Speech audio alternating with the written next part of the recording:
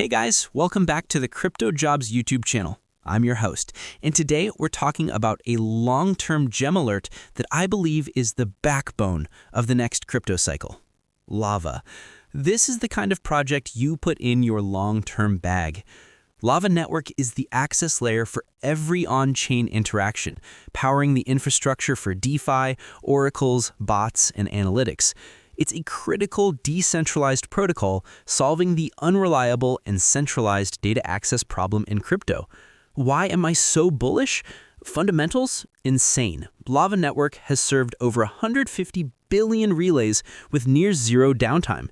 Chains like Near and Starknet are already paying Lava stakers for their ultra-reliable service.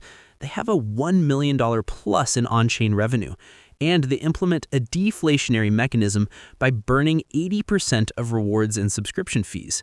Market cap? Still tiny. The current market cap is only around $26 million. This project is already outperforming in utility, and it has multi-billion potential in the near future.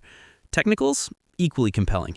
As you can see from the chart, the bottom may already be in above the yellow zone, and the price is currently retesting a major breakout from a long-term downtrend.